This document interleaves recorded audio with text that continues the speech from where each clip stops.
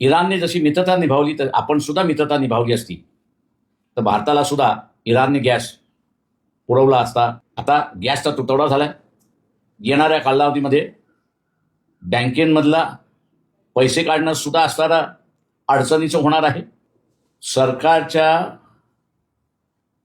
धोरणांमुळे भारतीय नागरिकांना त्रास व्हायला लागला अशी असणारी परिस्थिती आहे. इराण आपल्याबरोबर जम्मू आणि काश्मीरच्या प्रश्नावरती उभा राहिला, परंतु अमेरिका आणि इस्रायल यांनी इराणवरती ज्यावेळेस हमला केला त्यावेळेस आपण इराणच्या बाजूने नाही असं स्पष्ट केलं. इराणचे जे मित्र आहेत, चायना आहे,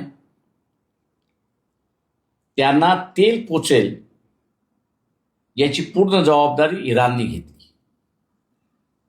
इराणने जशी मित्रता निभावली तर आपण सुद्धा मित्रता निभावली असती तर भारताला सुद्धा इराणने गॅस पुरवला असता अशी परिस्थिती आहे.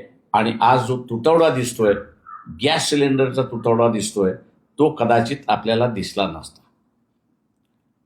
आता ह्या तुटवड्यामुळे शासनाने काय केलंय की इसेन्शियल कमोडिटीज ऍक्ट म्हणजे जीवनावश्यक वस्तूंचा जो कायदा आहे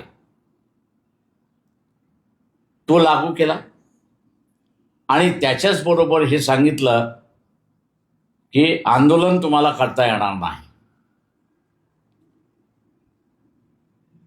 ज्यांच्याकडे धोरण नाहीत, फक्त जात आणि धर्म एवढंच फक्त असणारं अजेंडा आहे, त्यांना ते आंतरराष्ट्रीय राजकारण करू शकत नाही अशी परिस्थिती आहे.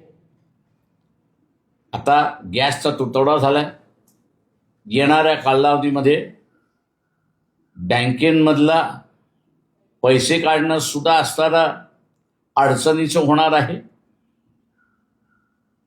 आणि ते जर झालं तर सामान्य माणसाचा बँकेमधला पैसा हा बँकेतच राहणार नाही अशी असणारी परिस्थिती आहे. शासनाच्या या भूमिकेच्या विरोधात आणि पंतप्रधान यांचं नाव एसटीएम फाईलमध्ये आल्यामुळे मराठीत जी म्हण आहे, कोणी यावं आणि टिकली मारून जावं, त्या पद्धतीने असणारं ज्याला ज्याला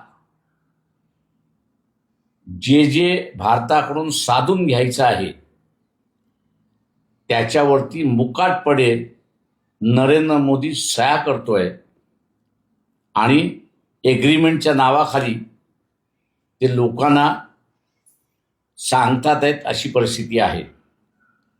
ही धोकादायक परिस्थिती आहे असं मी मानतो. आणि तमाम भारतीयांना माझं आव्हान आहे की आपण 23 तारखेला नागपूरच्या आंदोलनामध्ये सहभागी होऊन मोहन भागवत यांना आपण असणारं विचारूया की जो सांस्कृतिक माणूस तुम्ही म्हणताय, नरेंद्र मोदी हा तुमच्या सांस्कृतिक थिअरीमध्ये बसतो का, आणि बसत नसेल तर त्याला बाजूला का हटवत नाही, हा सवाल आपण त्यांना विचारूया. आणि म्हणून सर्वांनी 23 मार्चला नागपूरला पोचा असं आवाहन करतो आणि थांबतो. जय भीम, नमस्कार.